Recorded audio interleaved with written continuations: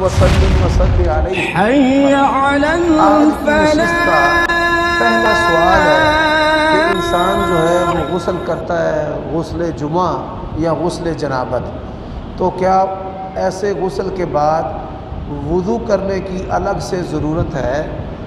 غسل جنابت یا غسل جمعہ جو ہے اگر آپ نے کر لیا ہے اور شرمگاہ کو اعلی تناسل کو ہاتھ نہیں لگا تو آپ کو وضو کرنے کی ضرورت نہیں، آپ اسی غسل کے ساتھ نماز وغیرہ ادا کر سکتے ہیں۔ اور اگر آپ نے اپنے عضو تناسل کو ہاتھ لگا لیا ہے تو پھر ایسی صورت میں آپ کو اثر نو وضو کرنا پڑے گا۔ جی فرمائیے۔ سفر میں جو فائدہ کیا ہے، جن کا ٹرانسپورٹ کا کام ہے، کوشش ہوتی ہے کہ جماعت کے ساتھ نماز پڑھ لیں یا پہنچ کر جماعت کے ساتھ پڑھ لیں۔ اگر وقت نہیں ملتا یا مسجد نہیں ملتی ہے، اس طرح کا سلسلہ نہیں ہوتا تو اسی وقت پر اکیلا جو نماز پڑھے گا وہ یقین الصلاۃ کے اندر ہی ہوگا۔ ایسے افراد جو سفر کرتے رہتے ہیں، ٹرانسپورٹ سے منسلک ہے یا ان کی ڈیوٹیاں جو ہیں کاروباری ایسی ہیں کہ وہ بیرون شہر مستقل سفر کرتے ہیں، تو ایسے بندے جو ہیں وہ نماز کو وقت پر ادا کریں۔ جماعت پانا ان کے لیے ممکن نہیں ہوتا، اگر ممکن ہو تو جماعت کے ساتھ نماز پڑھیں، جماعت کی فضیلت کا تو انکار کیا ہی نہیں جا سکتا، اور اگر ممکن نہ ہو تو پھر نماز کو وقت پر ادا کریں اور جمع کر کے وہ نمازیں بھی پڑھ سکتے ہیں۔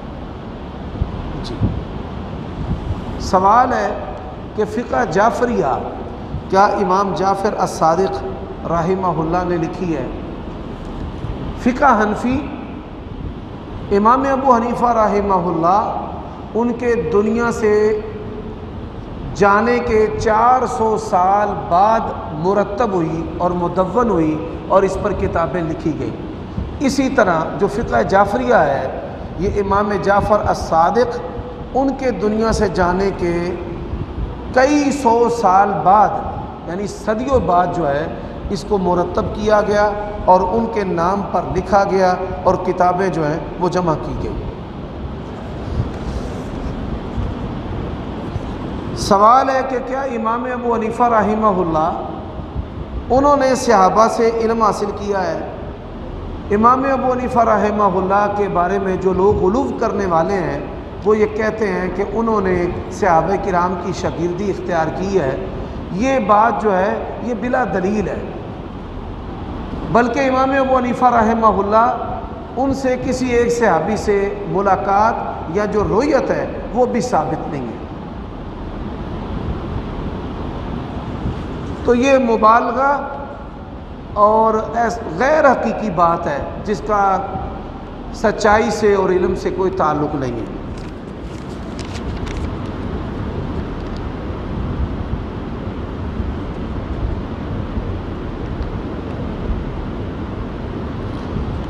سوال ہے کہ میری منگنی ہوئی ہے اور منگنی ہوئے 1.5 سال ہو چکا ہے، اس منگنی کو لیکن اب میرا دل نہیں کرتا کہ وہاں شادی ہو، مجھے کوئی اور پسند ہے لیکن والدین چاہتے ہیں کہ میری شادی وہیں ہو جہاں منگنی ہو چکی ہے، مجھے سمجھ نہیں آ رہا کہ میں کیا کروں، آپ مجھے اس بارے میں بتائیں۔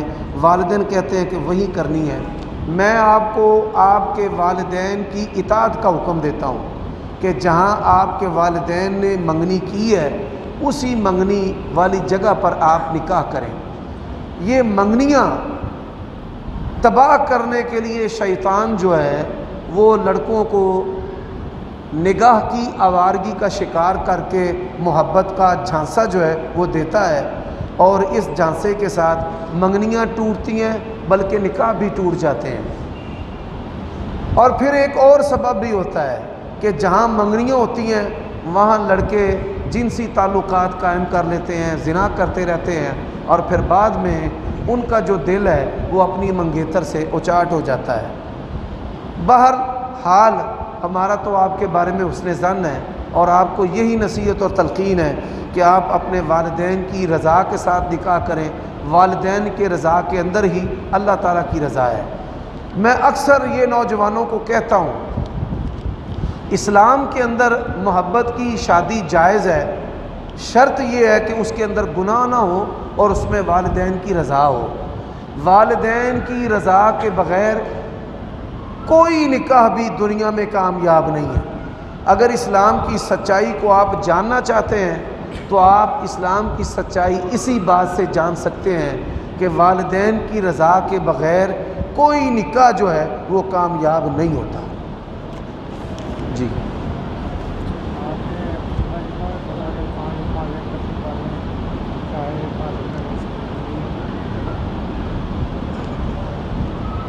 آج کے خطبہ جمعہ کے حوالے سے ایک بھائی نے سوال کیا ہے بڑا پیارا کہ آپ نے دوران خطبہ کہا ہے کہ نماز جو ہے اس کی پابندی کریں اور عدد کو پورا کریں، خواہ آپ کو اکٹھی 5 ہی پڑھنی پڑے۔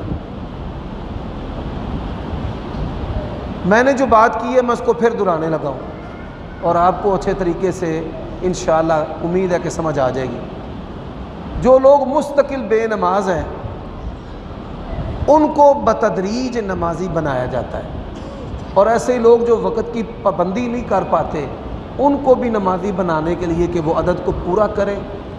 اسی طرح کچھ لوگ ایسے ہوتے ہیں کہ جو نوکریاں اور ملازمتیں ایسی کرتے ہیں کہ جس میں ان کے لیے وقت پر نماز پڑھنا ممکن نہیں ہوتا۔ مشینوں کو آپریٹ کرتے ہیں، جن مشینوں کو 8 گھنٹے بند نہیں کیا جا سکتا، یا وہ ڈرائیو کرتے ہیں ایسی کہ خطرناک رستوں پر وہ گاڑیوں کو روک نہیں سکتے۔ اسی طرح ان کی طبیعت کے اندر سستی اور کاہلی بھی شامل ہے۔ تو ایسے جو بندے ہیں ان کے لیے کہ وہ نماز نہ چھوڑیں ان عذر کی بنیاد پر، بلکہ وہ نماز کو پڑھیں، خواہ ان کو اکٹھی کر کے پڑھنا پڑے۔ اب بات سمجھ آ گئی؟ نبی علیہ الصلاۃ والسلام نے ایک جنگ کے اندر 4 نمازوں کو جمع کر کے پڑھا تھا۔ بات کی سمجھ آئی ہے؟ اب وقت ہے عشاء کا، عشاء کے وقت میں نبی علیہ السلام نے ظہر بھی پڑھی، عصر بھی پڑھی، مغرب بھی پڑھی اور عشاء بھی۔ سمجھ میں آ گئی ہے جی بات؟ غور کریں گے پھر آہستہ آہستہ اور سمجھ آ جائے گی۔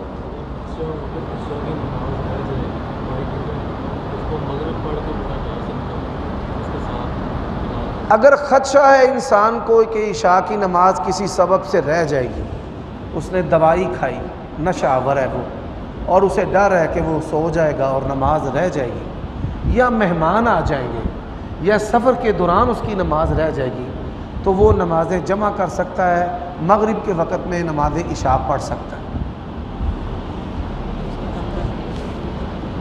جی اونچی آواز سے۔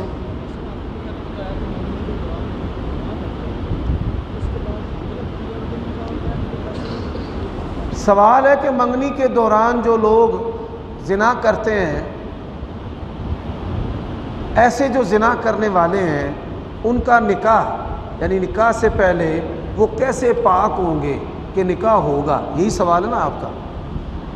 تو نکاح سے پہلے حد کے علاوہ توبہ بھی ہے، الا الذین تابوا واصلحوا وبینوا فاولئک اتوب علیہم وانا التواب الرحیم۔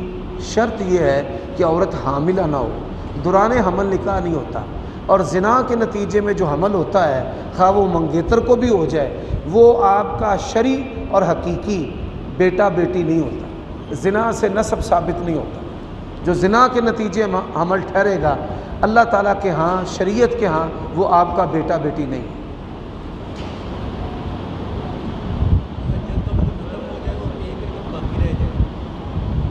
علیکم السلام ورحمۃ اللہ۔ تہجد کا وقت ختم ہو جائے اور 1 رکعت باقی رہ جائے تو وہ اپنی باقی رکعت کو پورا کرے گا۔ دیکھیں نا آپ، جیسے فرضوں کے لیے رسول اللہ صلی اللہ علیہ وسلم نے فرمایا کہ جس نے 1 رکعت فجر کی طلوع ہونے سے پہلے پا لی تو اس نے فجر پا لی، جس نے 1 رکعت عصر کی غروب ہونے سے پہلے پا لی تو اس نے عصر پا لی۔ تو ایسے ہی ایک آدمی ہے جس نے تہجد کی نماز زیادہ اس کے وقت میں پڑھ لی ہے اور اذان شروع ہو گئی تو اس کا وطر رہتا تھا، تو وہ وطر جو ہے یا کوئی بقایا 1 رکعت اذان کے بعد بھی پڑھ سکتا ہے۔ جی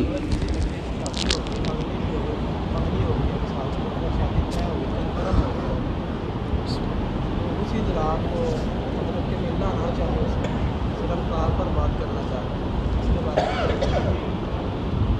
کہ اس کو دیکھنا چاہے کس طرح کی بات کر کے اسے پرکھنا چاہے؟ کہ یہ اسلام کے اندر لڑکی کو پرکھنے کی کوئی اجازت نہیں ہے، اور نہ ہی لڑکے کو پرکھنے کی اجازت ہے، نہ بیوی کو پرکھنے کی اجازت ہے، نہ خامند کو پرکھنے کی اجازت ہے۔ آپ پرکھیں گے، آپ کی بیوی، میں آپ سے مراد آپ نہیں لے رہا، آپ سے مراد سائل لے رہا ہوں، آپ اللہ سمجھ، سبحان اللہ، بات کو سمجھیں یار۔ آپ اگر پرکھنے کی کوشش کریں گے، آپ کا خامند یا بیوی 100% بھی درست ہو تو شیطان ایسی چیزیں داخل کر دے گا جس سے آپ کا بیڑا غرق ہو جائے گا، دماغ کا ستیہ ناش ہو جائے گا۔ یہ بات یاد رکھے، دوستی کو اور میاں بیوی کے رشتے کو کبھی بھی پرکھنا نہیں چاہیے۔ کئی بندے اپنی اولاد کو پرکھنا شروع کر دیتے ہیں، اولاد کو پرکھا، ایک بچہ کامیاب ہو گیا، اس کو ساتھ رکھ لیا، دوسرے کو برا سمجھ کے بھگا دیا، اور جو بھگانے والے ہیں پھر وہی بعد میں کام آتے ہیں۔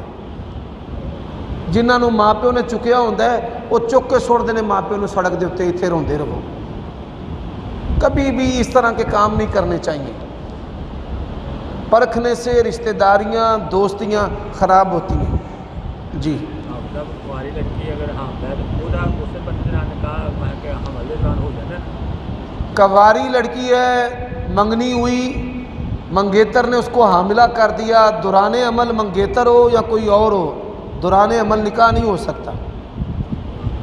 یہ اسلام کے اصول ہیں، اسلام نے احکام کڑے اس لیے رکھے ہیں نا کہ معاشرے کی جو اساس ہے وہ میاں بیوی ہے۔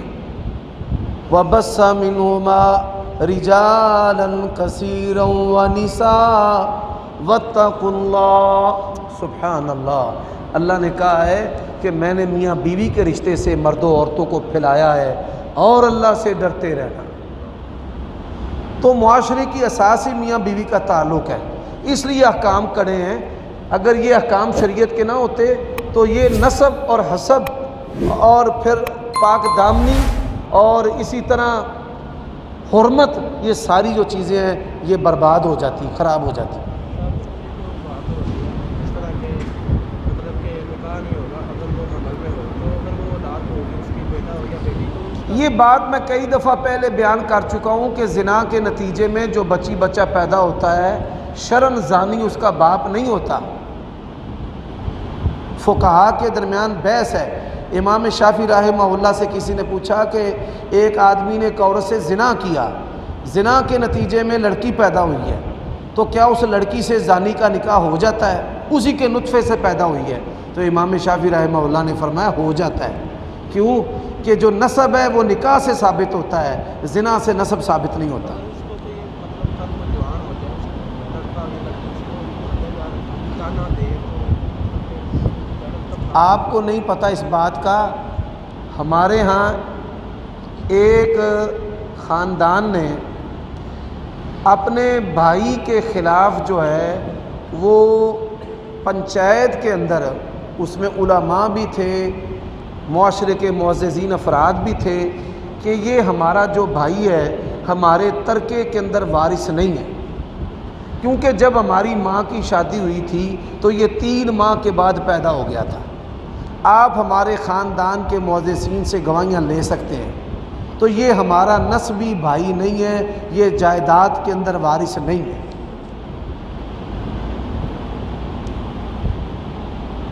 ہاں، ان باتوں پہ آپ نے بحث نہیں کرنی۔ ایسے ایسے مسائل معاشرے کے اندر جنم لے لیتے ہیں، انسان کے وہم و گمان کے اندر بھی نہیں ہوتا۔ ہم تو اسقاط حمل کا فتویٰ نہیں نہ دے سکتے۔ اگر اسقاط حمل کا فتویٰ مولوی دیں گے، عورتیں تو دلیر ہو جائیں گی، زنا کروایا، حمل ہوا، بچہ گرا لیا۔ نہیں ایک تفصیل جی نا وہ بیان قرآن وہ کراچی والے دوسرا کو نہیں کی ہے کہ 4 مہینے تو پہلا اگر عزت دار ایک دن کا بھی حمل گرانے کی اسلام کے اندر اجازت نہیں ہے۔ لیکن انہوں نے ذرا وہ یہ فقی موشگافی ہیں نا، فقی موشگافیوں سے چور دروازے کھولے جاتے ہیں۔ جی جی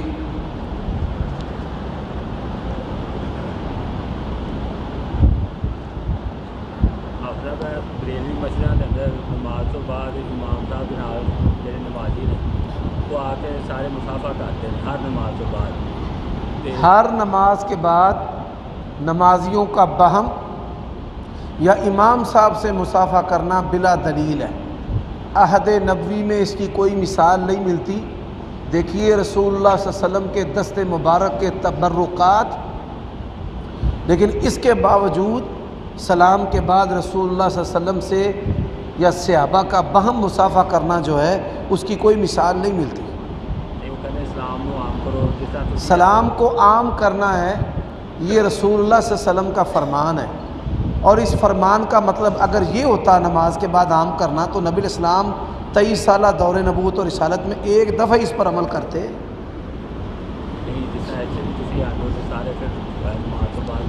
یہ دیکھیں لقاء کے وقت سلام اور چیز ہے، نمازوں کے بعد سلام اور چیز ہے. بدعت کہتے ہیں کہ کوئی چیز عہد نبوی میں اس کا وجود ہو لیکن اس کو پھر بھی اختیار نہ کیا جائے تو یہ جو ہے یہ بدعت ہے. آپ دیکھیں صحابہ کرام ستون کے بعد بھی ملتے تھے تو السلام علیکم کہتے تھے، لیکن سلام کے بعد السلام علیکم نہیں کہتے تھے. دونوں عمل مسجد کے اندر ہے، سلام کا عمل بھی مسجد میں ہے اور ستونوں کے بعد ملنے کا عمل بھی مسجد میں ہے. ایک جگہ پر وہ سلام لیتے ہیں اور دوسری جگہ پر سلام نہیں لیتے. بات سمجھ آ رہی ہے جی؟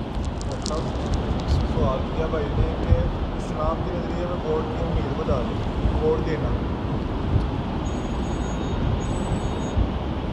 ووٹ ایک رائے ہے اور یہ حاکم کے بارے رائے لی جا سکتی ہے، اور رائے لینا یہ اللہ تعالیٰ اور اس کے رسول اور صحابہ کرام کی سنت ہے. فَاسْأَلُوا أَهْلَ الذِّكْرِ إِن كُنتُمْ لَا تَعْلَمُونَ. اب یہاں کچھ لوگ اعتراض کرتے ہیں ہمارے اس نظام پر کہ دیکھو جی ایک عالم کا اور ایک کنجری کا ووٹ برابر ہے. ان کو جواب دیں کہ بڑے سارے امور ایسے ہیں کہ جو گواہ ہیں ان کی حیثیت علماء سے بھی زیادہ ہوتی ہے. یعنی جرم ہو جائے تو جرم میں جو گواہی ہے وہ ایک عام آدمی کی اور ایک عالم کی برابر ہے. اسی طرح کوئی کسی بھی شعبے سے پیشے سے منسلک ہے لیکن اگر وہ زبان کا سچا ہے، زانیہ بھی ہے، زبان کی سچی ہے، تو اس کی گواہی کا بے اعتبار ہے. اگر حکمران ظالم ہو تو ہم اس کو ووٹ دیں، اس کا گناہ بھی ہمیں ہوگا بھی. دیکھیں پاکستان کے اندر جو مختلف سیاسی پارٹیاں ہیں نا، جتنا گناہ عمران خان کو ووٹ دینے سے اتنا ہی گناہ نواز شریف کو ووٹ دینے سے، یا جتنا ثواب عمران خان کو دینے میں ہے نا اتنا ہی ثواب. یہ کو وحی الہی کا اختلاف نہیں ہے، نہ قرآن کا اختلاف ہے نہ سنت کا اختلاف ہے، یہ سیاسی بصیرت کا اختلاف ہے. اور سیاسی جو بصیرت ہے، جو لوگ نواز شریف کو ماننے والے ہیں وہ کہتے ہیں روئے زمین کا سب سے برا بندہ عمران خان ہے، اور جو عمران خان کو سیاسی لیڈر ماننے والے ہیں وہ کہتے ہیں روئے زمین کا سب سے سیاسی یا برا بندہ جو ہے وہ زرداری اور نواز شریف ہے. وہ اس کو چور کہتے ہیں، وہ اس کو چور کہتے ہیں. اور یہ اختلاف سب کا اپنی رائے کا ہے، کوئی قرآن کا یا سنت کا اختلاف نہیں. جو لوگ کہتے ہیں کہ ووٹ ڈالنا شرک ہے وہ لوگ جاہل ہیں. ہاں وہ لوگ جو ہیں نا جاہل ہیں، ان میں تکفیری جراثیم ہوتے ہیں. تکفیری جو جراثیم جن لوگوں کے اندر وہ اس طرح کی باتیں کہتے اور کرتے ہیں. جی لوگوں کو پتہ نہیں. حضرت ابو بکر صدیق کو جمہور صحابہ نے خلیفہ بنایا تھا، بعد میں اتفاق ہوا ہے.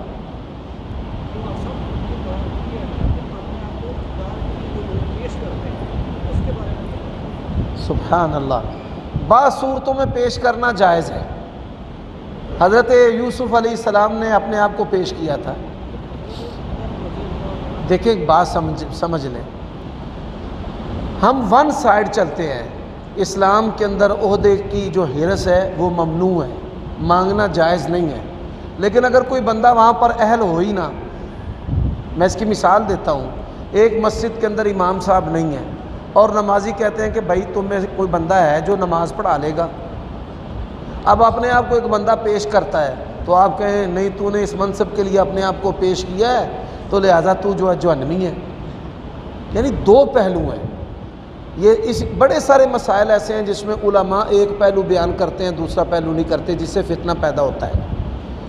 اب مولوی صاحب جاتے ہیں، ذرا مجھے بتاؤ، مولوی صاحب جاتے ہیں مجھے خطیب رکھ لو، یہ اپنے آپ کو پیش کرنا نہیں ہے. اور خطابت بھی تو منصب ہے. مولوی صاحب کہتے ہیں مجھے رکھ لو، یہ نہیں پیش کرنا. امامت بھی ایک منصب ہے. امامت کی ٹرائی دینے کے لیے قاری جاتے ہیں کہ نہیں جاتے؟ تو آپ ان کو حدیث سنائیں، عہدہ مانگنے والا جو ہے وہ تو جہنم میں جائے گا. آپ ہنس رہے ہیں. یعنی مولویوں کے لیے ایک چیز جائز ہے جو جن چیزوں کا تعلق بندوں کی مصلحت کے ساتھ ہے، ملک کے ساتھ ہے، فوائد کے ساتھ ہے. عبادت تو ایک محدود عمل ہے. سیاسی جو ہے جو فوائد ہیں وہ عبادت کے فوائد سے جو ہیں وہ زائد ہیں. امام احمد رحمہ اللہ کہتے ہیں کہ اگر مجھے پتہ ہو نا کہ میری ایک دعا یقینی طور پر قبول کی جائے گی تو میں وہ دعا حاکم کے لیے کروں، کیونکہ حاکم کی خیر کے ساتھ بندوں کی خیر ہے. حاکم کی درستگی کے ساتھ بڑے نظاموں کی درستگی ہے. اوپر بندہ دیانتدار آ جائے، اس کے ڈر اور ہیبت سے نیچے کام ویسے ہی سیدھا ہونا شروع ہو جاتا ہے. یعنی یہ سبحان اللہ، یہ مذہبی جماعتوں کے اندر الیکشن ہوتے ہیں، جماعت اسلامی میں بھی، مرکزی جمعیت اہل حدیث میں بھی، تو اپنے آپ کو پیش نہیں کرتے کہ مجھے امارت کا ووٹ دو.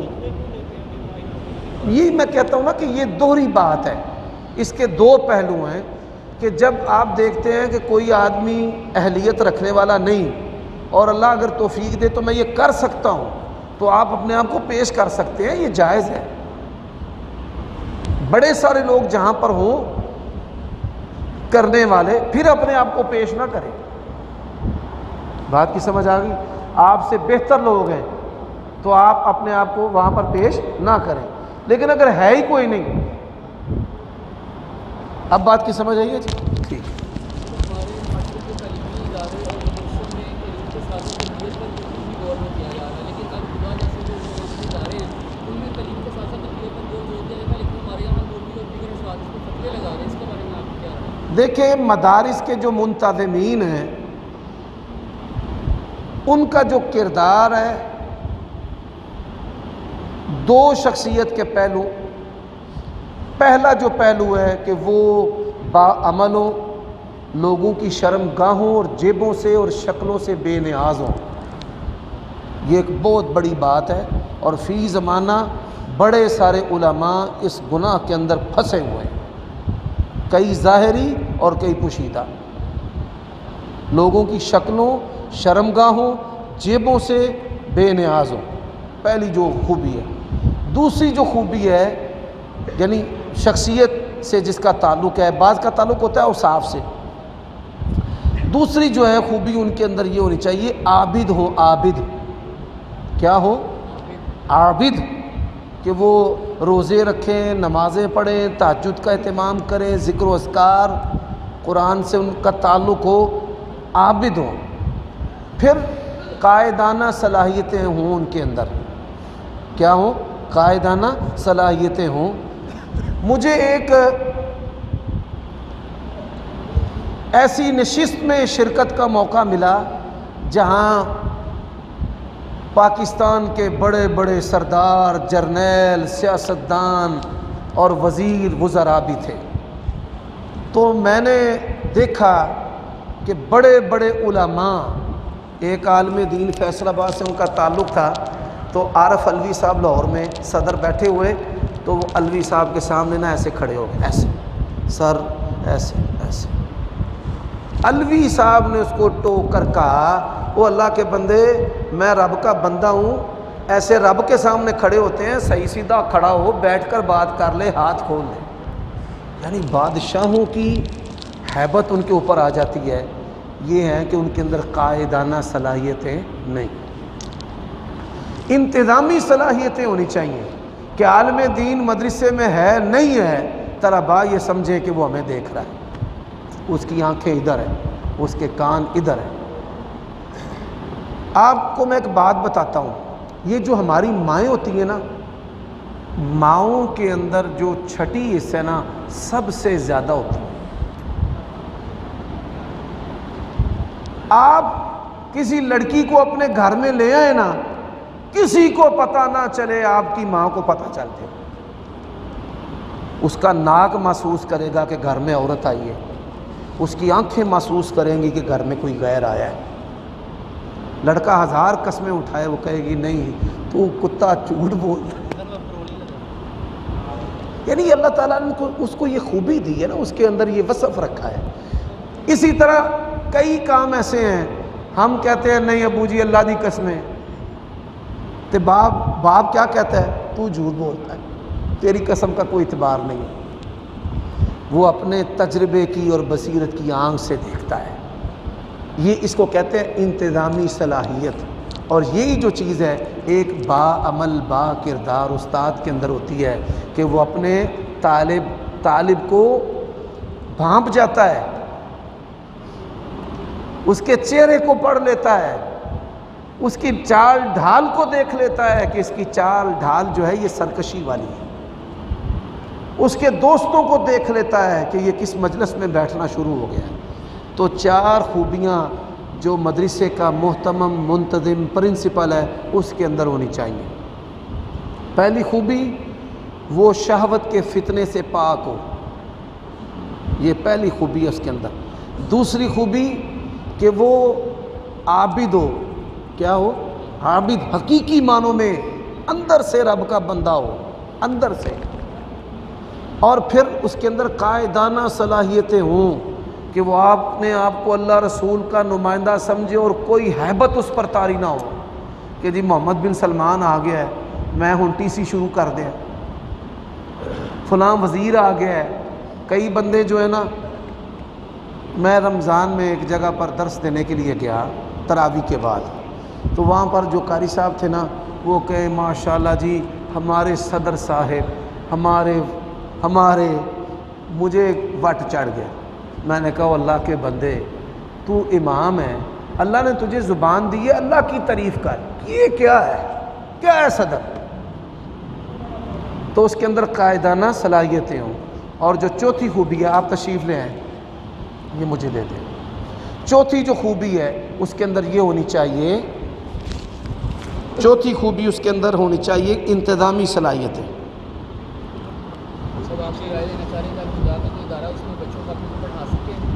الہدا انٹرنیشنل میں اپنے بچوں کو پڑھا سکتے ہیں۔ ڈاکٹر فرحت ہاشمی اور ڈاکٹر نگہت ہاشمی ان کے جو ادارے ہیں ان اداروں میں اپنی بچیوں کو پڑھانا چاہیے، اچھی بات ہے۔ ایک مرد کی تبدیلی ایک فرد کی تبدیلی اور ایک عورت کی تبدیلی ایک معاشرے کی تبدیلی ہے، اور الہدا ادارے کا ہمارے معاشروں پر بڑا احسان ہے۔ اللہ تعالیٰ اس کے بانیوں کو جزائے خیر عطا فرمائے۔